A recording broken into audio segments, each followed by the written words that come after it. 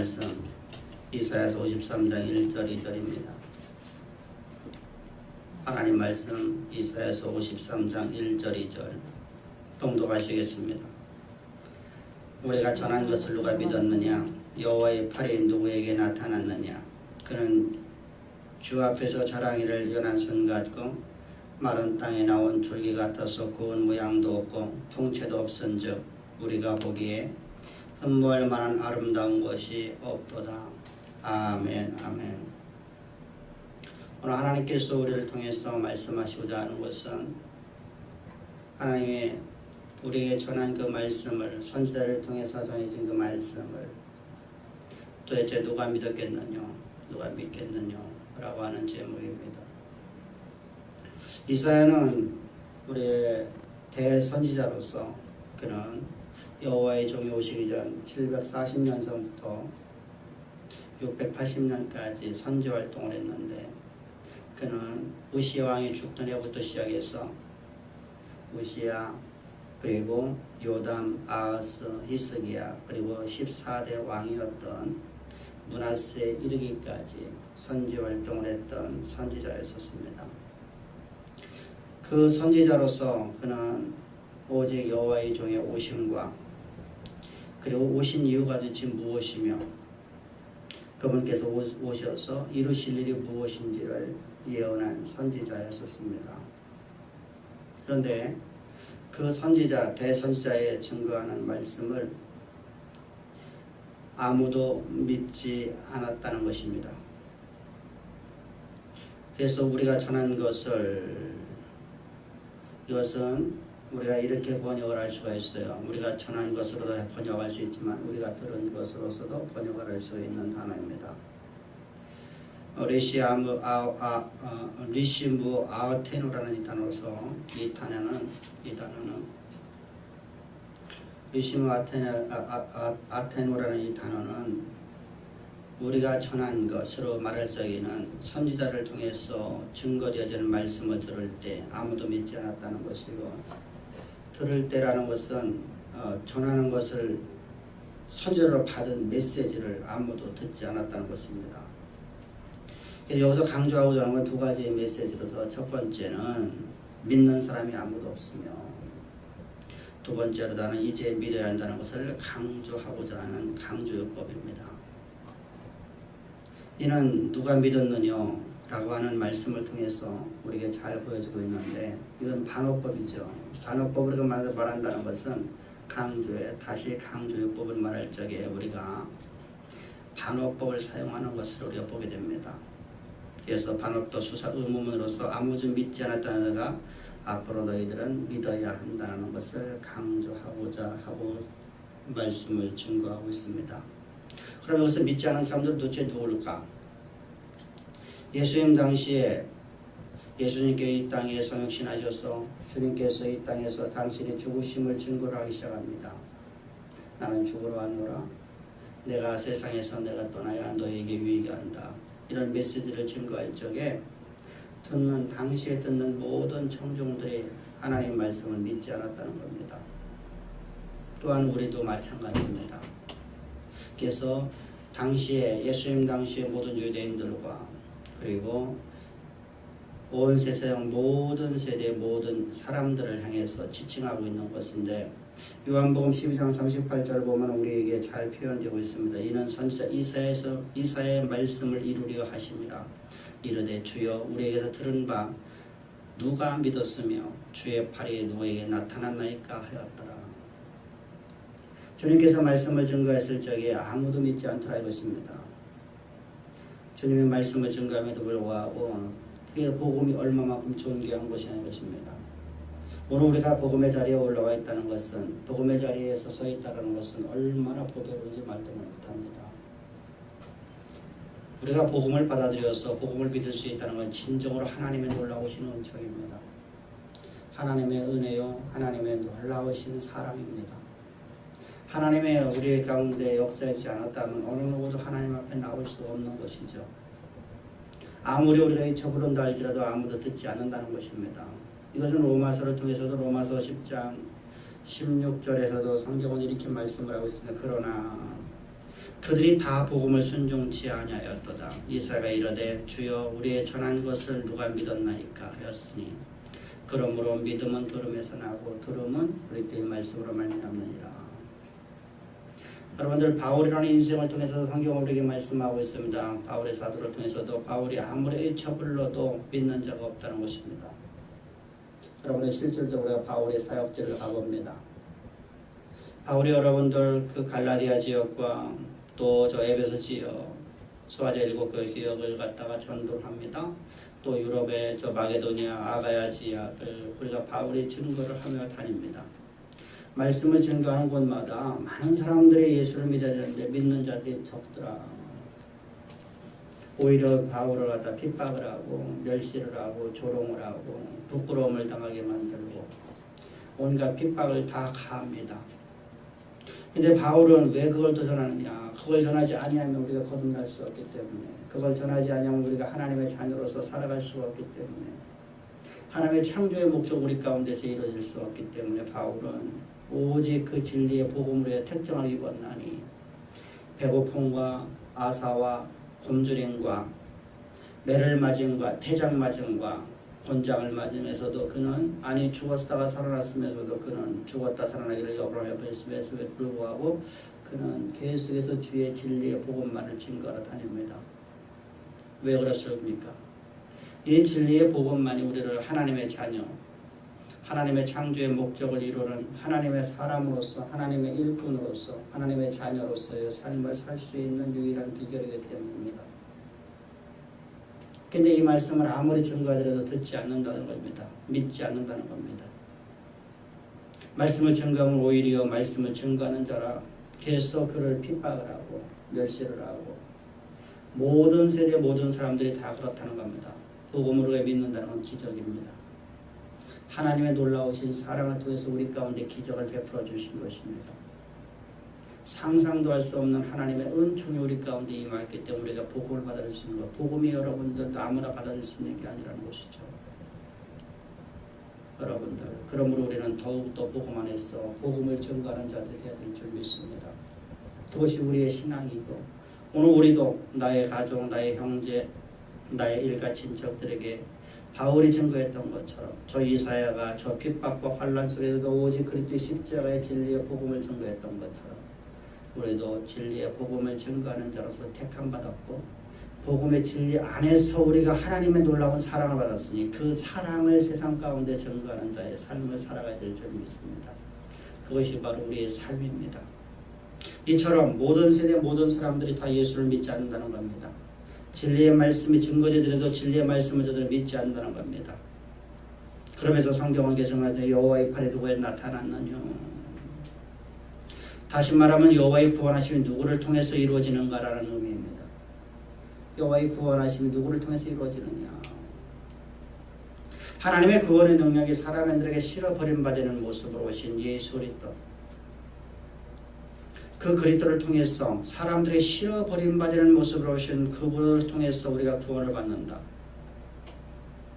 이것을 받아들이지 못하는 불신앙 속에 있는 사람들에 대한 질타인 동시에 여호와의 종의 비천한 삶과 죽음 그리고 부활을 통해서 우리를 구원하신다는 사실을 강조하고 있는 것이죠. 도대체가 여호와의 구원하신 누구를 통해서 이루어지느냐. 이런 말씀이 있음에도 불구하고 이 땅에 성육신하신 예수 그리스도의 메시아이신 그분을 어느 누구도 영접지 아니하고 배척하고 오히려 예수를 십자가 못 박여 죽으라 말하는 것을 보게 됩니다. 더군다나 주님께서 당신의 땅에 당신께서 오시매. 그래서 요한복음 1장 11절을 보면 성경은 이렇게 말씀하십니다. 자기 땅에 오매 자기 백성이 영접치 아니하였더되. 예수님께서 자기 땅에 왔는데 자기 백성이 영접지 않습니다. 오늘 주님께서 우리에게 한탄하는 메시지입니다. 자기 땅에 오매 자기의 백성들이 자기를 영접지 아니하였도다. 오늘 우리에게도 마찬가지입니다. 우리 여러분들이 이 세상은 누가 지으셨습니까? 누구야 만드신 것입니까? 하나님 여호와께서 만드시지 않으셨습니까? 그분께서 만드셨고 그분께서 오늘도 역사를 주관하시는 주관자이십니다. 그분께서 이 땅에 오셔서 우리를 위해서 희생당하셨음에도 불구하고 우리는 그분을 믿지 않고 그분을 배척하고 있는 모습을 통해서 주님께서는 한탄의 메시지입니다. 자기 땅에 오매 자기 백성이 영접지 아니하였으리라. 여러분, 그렇다면 예수님께서 어떤 모습을 했기 때문에 왜 예수님을 믿지 않는가? 예수님 오신 모습이 대체 어떤 모습이었을까? 이것을 성경은 우리에게 말씀하는 것 바로 2절입니다. 그는 주 앞에서 자라나기를 연한 순 같고, 메시아에 오신 모습이 인간이 생각하고 너무나 정반대의 모습으로 오셨다는 것입니다. 연한순이라는 것은 여기서 먼저 우리가 이해를 해야 되는데, 연한순이라는 것은 우리가 여러분들 등산을 하다 보면 등산로에 보면은 사람들이 계속 땅을 갖다가 그 파헤쳐짐으로 말미암아서 뿌리가 드러나서 위로가 털컥 올라와 있는 걸 보게 됩니다. 흙 위로 올라와 있는 것을 거기에서 자란 싹을 말하는 거예요. 거기에 자라는 싹, 우리가 말하듯이 우리가 새싹의 연한순 그런 개념이 아니라 나무 뿌리에서 나와 나무 뿌리가 흙 위로 돌출되어서 그 돌출된 부분에서 싹이 나오는 거예요. 순이 나오는 거예요. 여러분, 이 순은 어느 누구도 환영하지 않는 순이에요.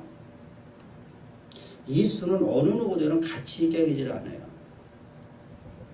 과수나무에서 만약에 그런 것이 있었다면 과수나무에서 그건 당장 그 부분을 잘라버립니다. 순을 따버립니다. 그 순은 여러분 도저히 쓸모없는 순이에요. 그곳에서 올라오면은 여러분들 우리 교회 입구에 보면은 저쪽 지하에서 올라오는 입구를 보면은 거기에 개복숭아가 있습니다. 개복숭아를 심은 게 아니라 저게 매실을 심은 거거든요. 매실을 심었는데 그 뿌리가 원뿌리는 원래는 그게 개복숭아에다가 매실을 갖다 접붙여 놓은 나무란 말이죠. 그래서 매실나무를 갖다 심어 놨는데 뿌리에서 싹이 나와갖고 저렇게 커버렸어요. 맨 처음에 저게 뭔지를 몰랐으니까 안 잘랐죠. 만약에 알았다면 여러분 어떻게 했어요? 개복숭아를 잘라버렸겠죠. 맨 처음에 자라날 적에 그걸 몰랐기 때문에 내버려뒀더니 저것이 둥치가 커져버렸고 저기에서 열매가 열려지는 것이 개복숭아 열려지는 건지 매실이 열려지지 않는단 말이죠. 원래 심었던 의도의 나무가 사라져버려요. 그래서 여러분들 뿌리에서 나온 순은 무조건 따서 없애버리는 거예요. 사람들도 지나가다가 그 뿌리를 보게 되면 뿌리에서 나온 순바람은 옆으로 밟지 않습니까? 그럼 가치 없는 거예요. 가치가 없는 거예요. 예수님께서는 이 땅에 오신 모습이 가치 없는 모습으로 오셨다는 거예요. 주님께서 이 땅에 오신 모습은 사람들로부터 배척과 멸시를 당하는 모습으로 오셨다는 겁니다. 처자리만큼 배척받은 모습. 뿌리에서 나온 그 싹이 잘라지게끔 보잘것없는 존재로 여겨지는 가치 없는 존재로다가 이런 모습으로 주님은 이 땅에 오셨기 때문이다. 뿐만 아니라 주님께는 마른 땅에 나온 뿌리 같아서 마른 땅이라는 것은 여러분은 어떤 것입니까? 우리가 말하는 이런 마른 땅을 말하는 게 아니에요. 이건 사막을 말하는 겁니다. 사막에서 여러분 나온 뿌리 같아서 여러분들 우리가 나무가 튼튼하게 잘 자라려고 하면 여러분들 옥토에 나무가 뿌리를 내려야 되죠. 그래서 뿌리로부터 양분뿐만 아니라 수분을 흡수해서 나무가 무럭무럭 자라는 것입니다. 근데 예수님께서 오신 토양이 어떤 토양이냐면 마른 땅이에요. 그곳에 뿌리를 내리셨어요. 얼마나 보잘것없겠어요. 여러분 그곳에 여러분 자라난 나무가 여러분들 얼마나 가치 없겠어요. 꼬불꼬불하고 빼들빼들하고 나약하고 보잘것없고 여러분들 모든 사람들에게 실어버린 바되는 모습을 현아차는 그런 인생의 모습으로 여러분들 주님께서 이 땅에 오셨단 말입니다. 그래서 여러분들 우리 주님께서 여러분 이 땅에 오셨을 적에 이 땅에서 공생을 시작할 적에 나다니엘이 필립이 나다니엘에게 말하지 않습니까? 저기 유대인의 우리의 메시아이신 구원자가 오셨다. 그는 나사렛 예수라 한다. 그랬더니 나사렛에서 무슨 선한 것이 날 수 있겠냐고 안드레가 말하고 있지 않습니까? 저 나사렛의 동네에서 무엇이 선한 것이 날 수 있겠느냐. 역사 일에 한 번도 선한 것이 나오지 못했던 그 땅에서 무슨 너무 선한 것이 나올 수 있느냐. 사람들에게 멸시받고 조롱받는 모습으로 이 땅에 오셨단 말입니다. 뿐만 아니라 그분은 고운 모양도 없고 풍채도 없었어요. 여러분 이런 모습으로 오신 그분께서 어떻게 여러분들 아름답고 준수한 모습이 있겠어요? 여러분들 아름답고 준수한 모습이 있다라고 하면 여러분들 오늘날 우리가 뭐 김태희라든가 또는 누구요 뭐 우리 텔레비에 나오는 아주 귀하게 생긴 뭐 그 여의자들이나 남자들을 보게 되면 그거의 과거에는 어떤 삶을 살았다고 말합니까? 우리는 너무너무 찌들린 삶을 했습니다. 너무너무 고달픈 삶을 살았었습니다. 부모님들은 그저 국밥집을 했던가 아니면 택시 운전했다던가 뭐 이런 얘기를 하면서 얘기를 합니다. 택시 운전했다는 것이 잘못된 게 아니라 그만큼 어려운 시절을 지냈다는 거예요. 그런 곳에서 태어나서 그런데 얼굴이 이뻐요.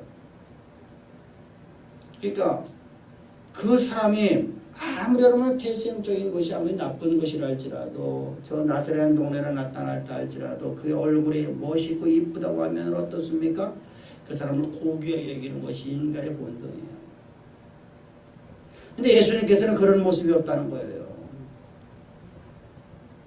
고운 모양이 하나도 없어요.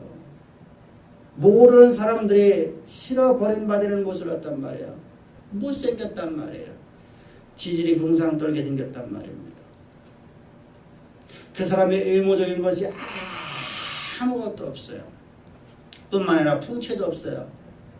풍채라는 단어는 여러분 고매한 인격과 준수한 외모에서 풍기는 위엄을 말하는 것입니다. 고매한 인격도 없고 외모에서 풍기는 어떤 위엄도 없어요. 다시 말하면 카리스마도 없단 말입니다.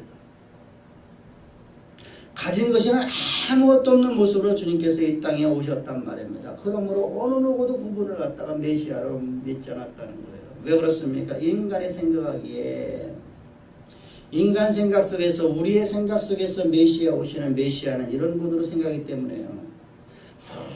훌륭한 모습을 외모를 갖고 있고 우리가 성화에서 바라보듯이 우리가 길거리에 다니면 교회에다 여러분들 붙여놓은 성화의 모습을 보면 여러분 어떻습니까? 인자해 보이죠.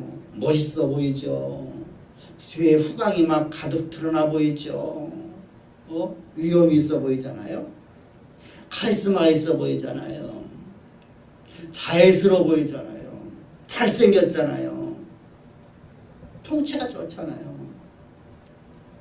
거기다가 좋은 군사 능력, 아주 뛰어난 군사 능력을 갖고 있는 그런 존재가 여러분들 영웅 같은 존재가 우리 가운데 오기를 원하는 거예요.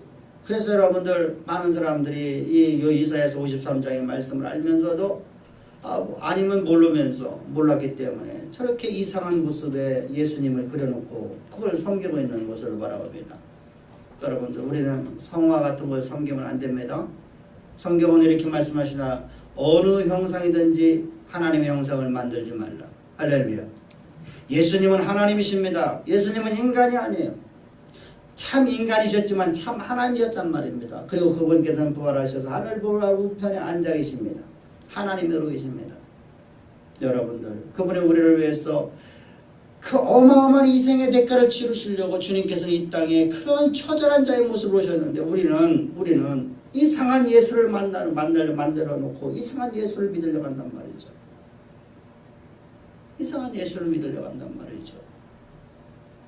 여러분 뛰어난 용무, 지략과 용맹을 갖춘 군사 능력이 뛰어난 그런 외모의 모습으로 오지 않았다는 거예요. 영웅적인 모습으로 오기를 우리는 원하고 있는데 주님은 그런 모습으로 오지 않으셨다는 거예요. 그래서 그분께서는 어떤 모습으로 오냐? 사람들에게 싫어버림받는 모습, 사람들에게 흠벌 모양이 전혀 없는 모습으로 오셨다는 거예요. 실제로 메시아가 오신 장소는 어떻습니까? 저 비천한 자들이 모여 살고 있는 나사렛이라는 동네 아닙니까? 그곳에 사는 모든 사람들에게서 모두가 여러분들 다 같이 말하기를 말하지 않으세요. 저곳에서는 어찌 선한 것이 날 수 있겠니? 우리나라에 여러분 개천에 용났다는 말이 있습니다. 우리나라에는 여러분들 세계 어느 나라에서도 유례 없는 나라가 한국이라는 나라입니다. 한국은 개천에서 용인할 수 있는 유일한 나라입니다. 한국은 전 세계에서 유일하게 한국만이 그렇습니다. 한국은 공부만 잘해도 개천에서 용납니다. 어느 특별한 하나의 기술만 갖고 있어도 개천에서 용인하는 것이 바로 한 가지 한 분야에서 그가 뛰어난 자가 되어지면 축구라든가 야구라든가 무엇을 간에 그 신분 상승이 될 수 있는 나라란 말입니다. 다른 나라는 신분 상승이 없어요. 저는 신분 상승하기가 어려워요. 미국이라는 나라가 여러분들 민주주의지만 여러분들 저들에서는 아니에요. 신분 상승이 될 수가 없어요.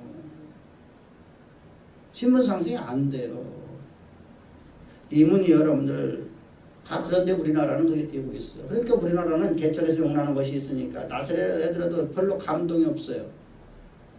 예수님께서 저 나사렛 나왔다는 것은 여러분들 개천에서 용날 수가 없다는 거예요. 우리 말대로 하면요. 그런 사람이 나올 수 없는 동네예요. 그 동네 사람들은 영원토록 그런 삶을 살아야 돼요. 다시 말하면 옛날에 우리나라 노예 계급은 언제나 노예 계급으로 살아가는 거예요. 노비로 살아가는 거예요. 노비로다가. 노비 문서가 여러분들 파괴되지 않아요. 그냥 노비 문서가 파괴되지 않잖아요. 그 노비로 태어나서 노비로 살아가는 것처럼 그곳에는 어느 누구도 여러분들 노비일 뿐이지 어느 누구도 여러분들 뛰어날 수가 없어요. 신분 상승이 되지 않는단 말입니다. 여러분, 바로 이러한 나사렛 동네 모든 사람들이 시험 버림받는 그런 모습으로 이 땅에 오셨단 말이에요. 그럼 주님께서 왜 그런 모습으로 오셨느냐? 만약에 여러분 예수님께서 오신 모습이 시저라든가 용맨스러운 여러분들 저 장군의 모습으로 오셨다든가 헬라 철학자의 모습으로 오셨다면 예수님을 누가 감히 여러분들 십자가에 못 박으라고 하겠습니까? 저주의 나무에 다르라고 여러분들 감히 누가 말할 수 있겠습니까? 예수님의 용모가 여러분들 지금 여러분 우리가 알고 있는 아주 잘생긴 자의 모습으로 오셨다고 하면 그분을 향해서 누가 여러분들 십자가에 못 박으라고 말하겠습니까? 전부 다 그분을 한번 만나보고 여러분들이 오늘날 여러분들 그 잘생긴 배우라든가 이런 사람들이 여러분들 대전에 오면 그 사람들을 만나보려고 여러분들 많은 사람이 모여들지 않습니까? 교회에서 여러분들 그런 사람을 초빙해 보십시오. 그러면 여러분 그 사람 만나기 위해서 교회 예배당이 터져나가도 사람들이 모여들지 않습니까? 뭔 말씀 그 사람 얼굴 한번 보려고. 그런 흠모의 대상인데 어떻게 그를 향했어요? 여러분 저주의 나무에 달리라고 하고 있어요. 저주의 나무, 저주의 나무에 다루십시오. 저주의 나무에 다루십시오. 모든 사람들이 저 부를 수 있겠냐고요. 만약에 여러분 그렇게 잘생긴 사람이 하고 여러분들 저주의 나무라고 다루라고 한다면 여러분 데모가 일어날 겁니다. 데모. 연예인들 바라보십시오. 마약에도 여러분들 풀려나지 않습니까?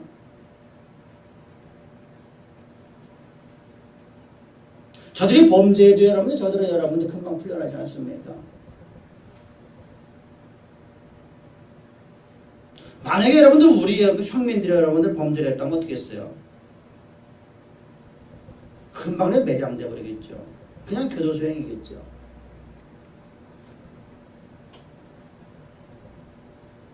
여러분 이처럼 여러분들 잘생겨도 여러분들 잘생긴 거 하나만 갖고서도 여러분들 예수를 십자가 못 박을 수가 없어요. 반발이 일어나거든요. 한쪽에서 데모가 일어나거든요. 근데 주님께서는 여러분들 아름다운 모습이 하나도 없어요. 모든 사람들에게 실어버린 받은 모습으로 흠모한 모습이 아무것도 없는 모습으로 이 땅에 오셨단 말이죠. 그래서 주님께서는 십자가 못 박혀 죽으시는 겁니다. 여러분 그래서 주님은 그런 모습이었다는 거예요. 우리가 실어버린 바 되는 모습으로 오셔야만 주님의 사역을 할 수 있기 때문에 하나님은 태초 이전부터 그러한 계획을 갖고 있었고 그 계획을 따라 주님은 이 땅에 오셨습니다. 우리를 사랑하기를 얼마만큼 사랑하셨나를 바라보십시오.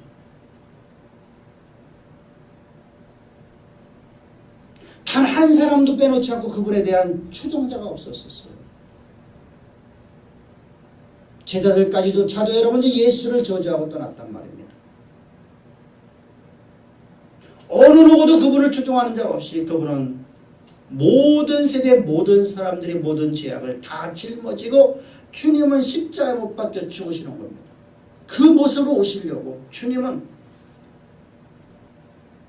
시저의 아들로 오실 수 있는 창조주께서 저 헬락 철학자 당시에 모든 사람이 수망받고 있었던 철학자의 모습으로 오실 수 있는 분이면서도 그분은 모든 장군보다 뛰어난 장군으로 오실 수 있는 그분께서도 마력적인 어떤 마력을 가진 카리스마가 풍성한 아주 뛰어난 인물로 주님께서 오실 수 있는 창조주께서 그런 모습을 다 버리시고 모든 사람들의 실어버린 바 되는 모습으로 이 땅에 오셨단 말입니다. 오신 이유가 바로 십자가에 못 박혀 우리의 죄를 다 짊어지시려고 당신이 죽으심의 사역을 마치시려고. 그런데 그분은 죄도 없으시고 흠도 없으신 분이라. 죄도 없으시고 흠도 없으시고 아무것도 없으시고 그분이 곧 참 인간이시며 참 하나님이시라는 분입니다. 주님은 사람들에게 어떠한 환호도 받지 못하는 모습으로 이 땅에 오셔서 주님은 십자가에서 이제 못 박혀 죽어야 되는 겁니다. 그 죽으시려고 이 땅에 오셨답니다. 근데 그분께서 그냥 죽으실 수가 없으셔요. 흠도 없고 점도 없으시기 때문에. 왜 그러냐면 죄가 없이는 절대로 사망이 왕노를 하지 못하기 때문입니다.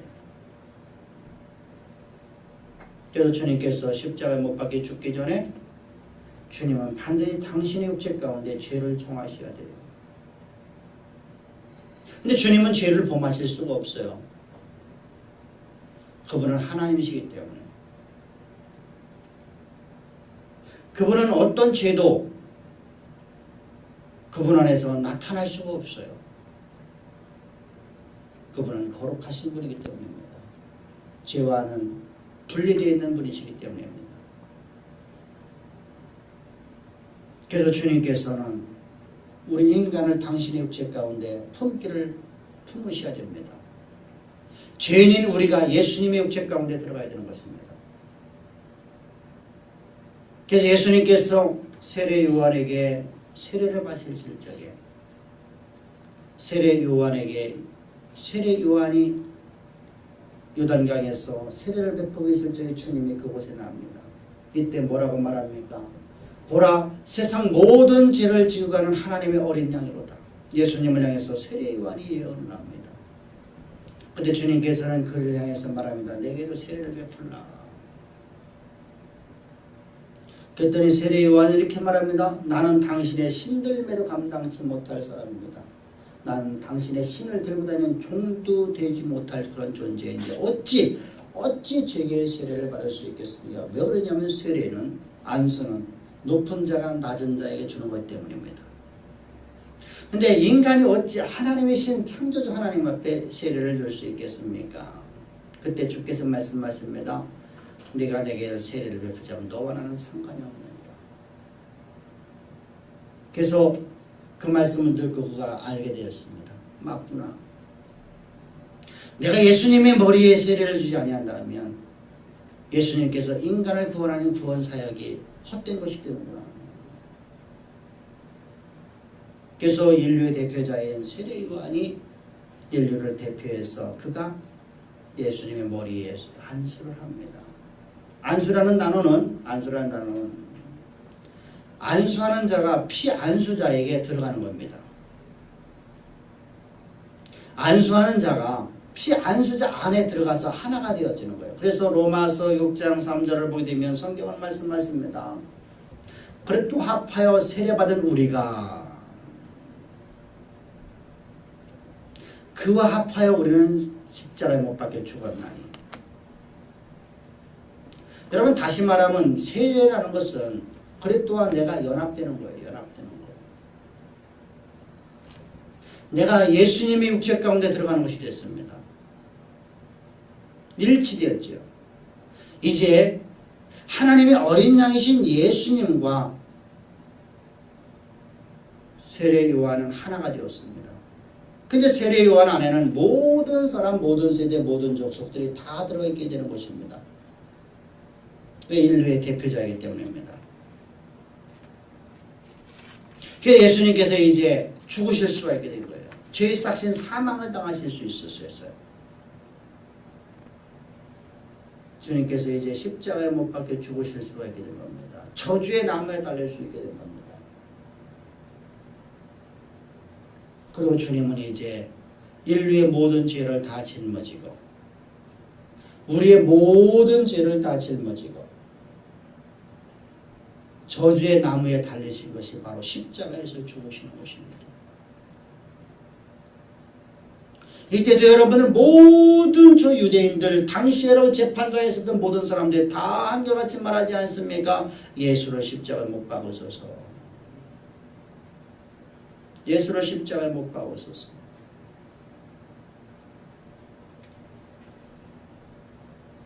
그곳에 있었던 단 한 사람도 빼놓지 않고 모든 사람이 다 외쳐 올렸습니다.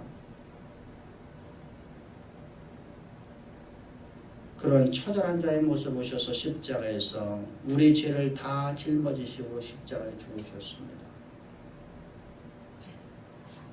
우리 죄가 이제 예수님의 육체 가운데 들어가게 된 것이고 우리 옛사람, 옛 아담이라는 존재는 예수님과 함께 못 박혀 죽었습니다.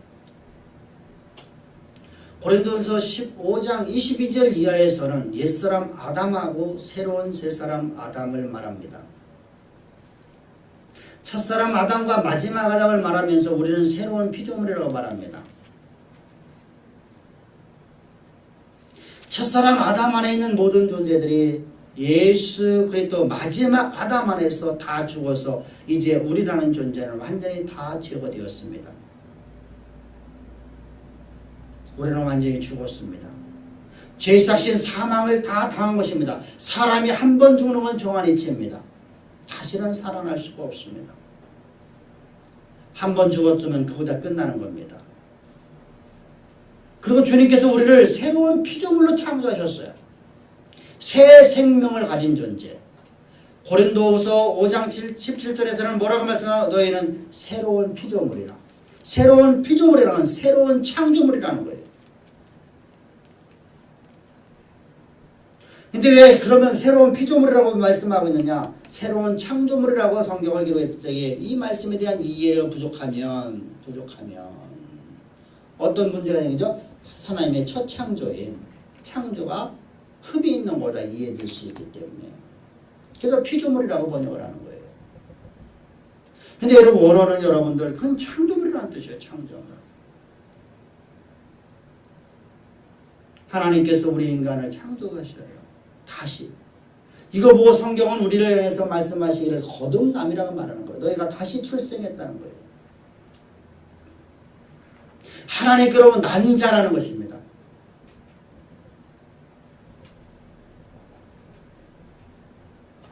또는 우리에게 성경은 진리의 말씀으로 난 자라고 히브리서를 통해서 말씀하고 있습니다. 우리는 진리의 말씀으로 출생한 존재가 되었습니다. 새 생명을 얻은 존재가 되었습니다.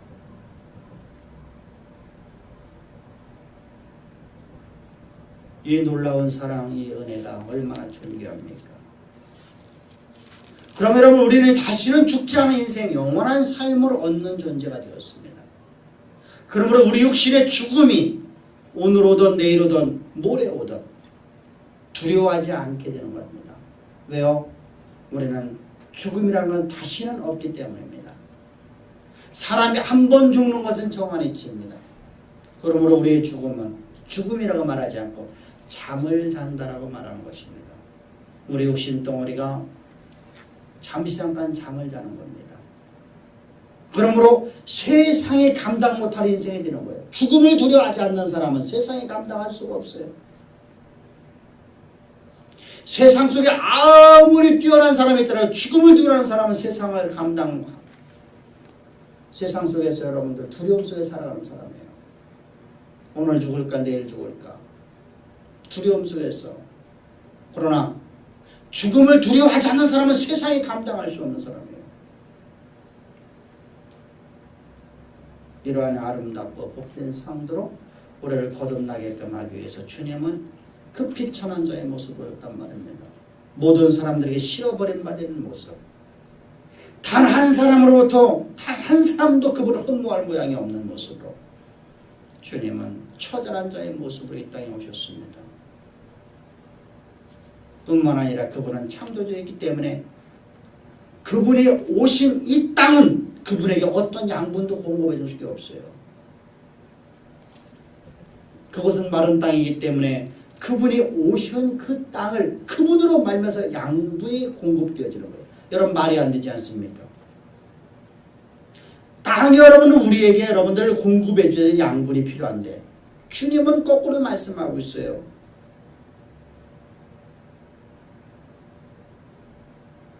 여러분, 주님은 온 세상을 구원하러 오셨습니다. 구원하시는데 당신의 모습이 위대한 장군이나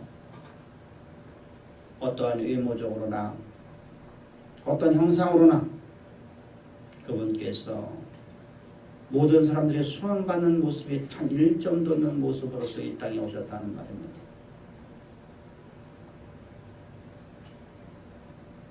여러분, 그런 처참한 자 모습, 모든 사람들이 침뱉음 받는 모습, 처절한 모습으로 오신 것은 우리를 구원하시려고 이 땅에 그런 모습이었죠. 이 놀라운 사랑, 하나님께서 그런 모습으로 이 땅에 오셨다는 이 놀라운 은혜,